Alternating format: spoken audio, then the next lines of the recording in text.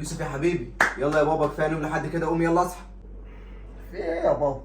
في ايه يا بابا يا حبيبي؟ يعني مذاكرة وامتحانات وخلصناها، مصحيني ليه بقى الساعة 7 الصبح؟ ايه اللي ممكن يتعمل في ميعاد زي ده طيب؟ لا، من حيث تقوم تعمل ايه في وقت زي ده؟ فانت ممكن يا حبيبي تنزل المخبز تجيب لنا العيش، تروح المطعم تجيب لنا الفطار، تخطف رجلك كده لحد السوق تجيب طلبات الخضار لامك. لكن كحركه ذوق مني انا عملت كل ده عشان قاعد من الشغل النهارده، وفي ورق مهم ضايع مني واللي مصحيك بالظبط عشان تقوم تدور عليه انت يا حبيبي، دي فيها رفد من الشغل. يا بابا واحنا لازم ندور على الورق ده الساعة 7 الصبح؟ يعني لو صحينا الساعة 9 الورق هيكون استخبى يعني؟ سيبنا ننام ساعتين كده ونصحى ندور عليه مع بعض، تمام؟ لا لا عادي يا حبيبي، نام براحتك. شكرا يا بابا. يا نهار ازرق، تصدق اتأخرنا؟ يلا يا بابا قبل ما الورق يمشي. تعالى ورايا.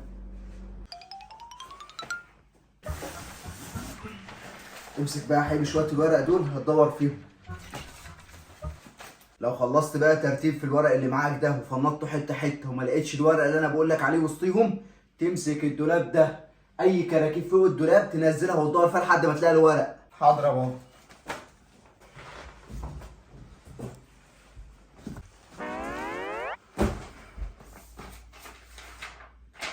لا لا برضه لا.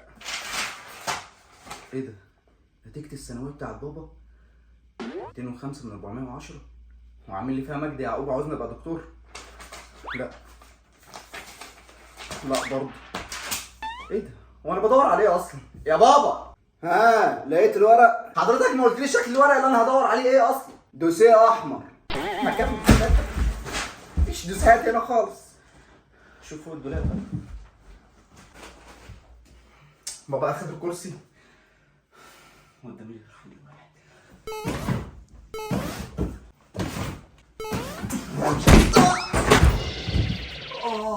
ايه الصوت ده؟ ايه الشنطة دي؟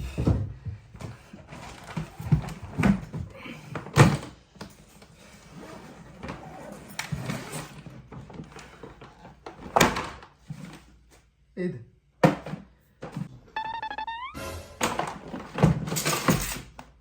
ايه ده؟ ايه اللي انت عملته ده؟ حد قال لك تيجي جنب الشنطة دي يا ابني؟ مش انت يا بابا اللي قلت لي رتب كل حاجه فوق الدولاب؟ الشنطة دي بتاعت جدك الله يرحمه، وبقى لها سنين كده في مكانها، محدش بيجي جنبها. اتفضل يلا رجعها تاني زي ما كانت فوق الدولاب، الورق مش جواها. بقى لها سنين جدي. لا لازم افتح الصندوق ده، يكون في كنز ولا حاجه، بس ده عاوز مفتاح.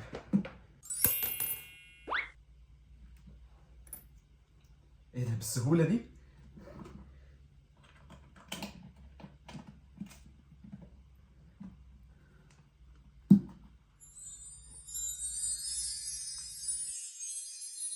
اوه، ايه ده؟ هو جدي كان بطل خارق ولا ايه؟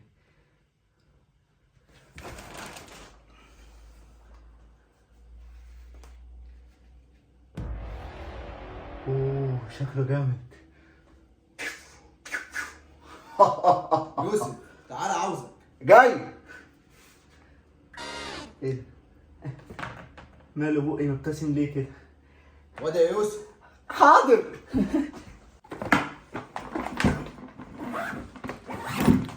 لا غلطان يا حاج شعبان، ما لانك كده عاوز يوقع بيني وبين مناطي. انا راجل ما بحبش ابص لواحده ست تاني غير مناطي. نعم يا بابا، عمو شحاتة. ازيك يا يوسف يا حبيبي؟ مالك يا بابا بتضحك ليه كده؟ والله ما عارف، مبسوط ان حضرتك قاعد موجود هنا عندنا في البيت يعني. يوسف ادخل قول لاخوك اوفا يجهز عشان درس الانجليزي. بس مس حنان لغت الحصة النهارده يا بابا. عرفت ازاي؟ اصل انا كنت راجع من الملعب من يومين وشفت عمو شحاته وهو قاعد مع مس حنان على الكورنيش، وسمعتها بقى وهي بتقول انها هتلغي الحصه النهارده. حنان اخو مس حنان بقى شافهم وهم قاعدين على الكورنيش واداله علقه محترمه. وبعدين وانت بقى بدل ما تيجي تقف معايا كنت قاعد بتتفرج؟ يعني بذمتك يا عمو شحاته بعد العلقه اللي انت اخدتها دي عاوزني اتدخل؟ انت دايما كده فضحني يا شحاته قدام ولادي. طيب يا حبيبي ادخل خلاص. يوسف دور انت على الورق، انا كنت جايبك بس السلام على عمك شحاته وغيرتك ما سلمت. بس يا اسلام، ومن ساعتها وانا مبتسم بالشكل ده. يا زميلي الكلام اللهبل اللي انت بتقوله ده. بقول لكم يا اولاد لو حد جه سال عليا قولوا له انا مش موجود. حاضر يا بابا ما تقلقش، لو في اي حد من صحابك جه قول له انك مش هنا ما تقلقش. لا مش من صحابي. امال تقصد مين يعني يا عمو اسلام؟ الحكومه. هو انت عملت جريمه ولا ايه؟ طب خبينا بسرعه. انا بتكلم جد، انت بتضحك على ايه دلوقتي؟ انا خلاص لميت شنطتي اهي واهرب، مع السلامه. اثبت عندك انت، هو مكان في المحاضره وحد اتحرك. يا نهار ازرق، انا مظلوم يا باشا، انا ضربته بس 20 طلقه بالغلط وهو اللي ما استحملش ومات. ولا يا اسلام الحق يالا، ابوك هتبدا عليه يالا. انت بتضحك على ايه يا ابني؟ ما يودوه رحله الملاهي، دول هيحبسوه. يا عم انا نفسي اعيط والله، بس مش عارف يا جماعه، مشوني من هنا طيب. انت بتضحك عليا يا ابني؟ انت شارب حاجه؟ لا خالص، انا طبيعي والله. او كنت يعني. تسلم ايدك يا باشا. ولا ابوك هيتقبض عليه يا اسلام، اعمل حاجه. بقول لك يا زميلي روح امشي انت دلوقتي، انت جاي تشمت فيا يا عم انت ولا ايه؟ كده طيب يا زميلي، انت اللي جبته لنفسك بقى. ده مع البوكس يا ابو اسلام. استنى يا باشا، الواد ده بيشرب بانجو وانا شفته بيبيع بعنادي كمان، واقف على نص الشارع. ايه يا ابني اللي انت بتقوله ده؟ وربنا تاني انا حزين على ابوك مش بضحك، ما تصدقوش يا باشا، ده كذاب وربنا، ده ما حصلش خالص. ده مع البوكس انت كمان. يا نهار ازرق، ايه الحاله يا اسلام؟ هتقبض عليه واركب مع ابوك نفس البوكس يلا. انا اللي قاعد جنب الشباك يا باشا. ايه ده؟ الواد ده بينه اتجنن ولا ايه؟ لا حول ولا قوه الا بالله، انت عملت ايه يا ابني؟ بس فهمني، خليتهم يقبضوا عليك كده. بابا انا بريء يا بابا والله. انت بتضحك على ايه؟ انت مقبوض عليك يا اهبل. يوه ما اعرفش يا بابا بتسمع على ايه، خرجنا يا بابا من هنا بسرعه.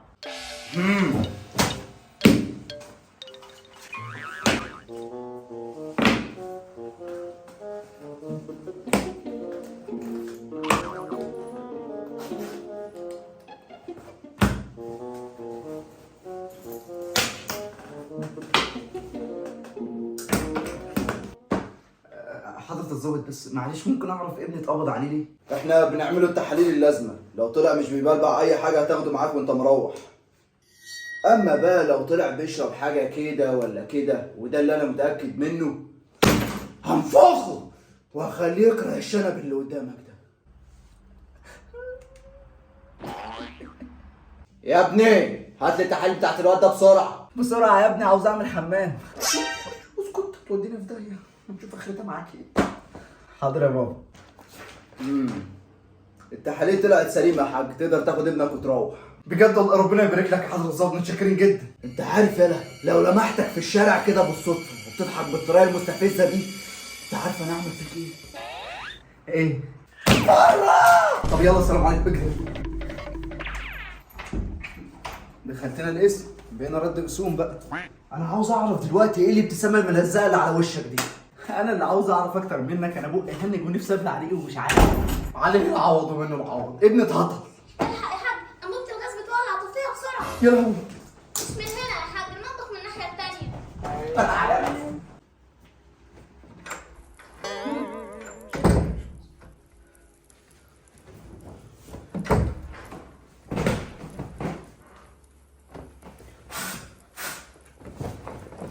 تديهاش بقى.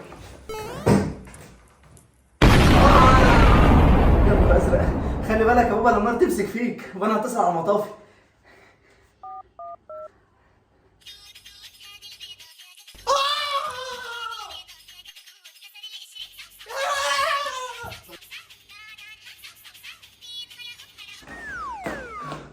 كنت هموت يا حاج، النار كانت هتمسك في وشي يا حاج.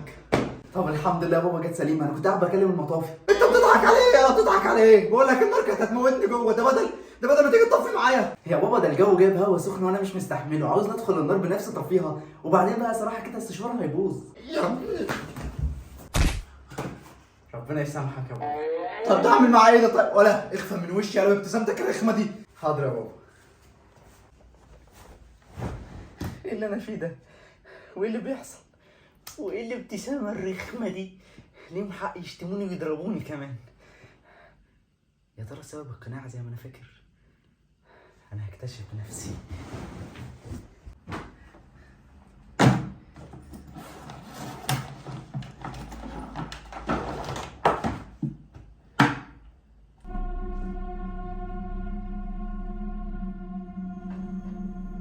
ايه ده؟ هو مش كان لونه ابيض على ما اتذكر؟ ومش يمكن لو لبسته الابتسامه الرخمه دي تروح؟ جرب.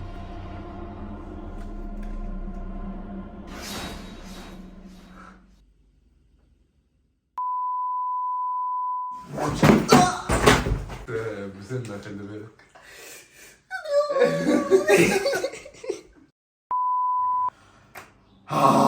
ماشي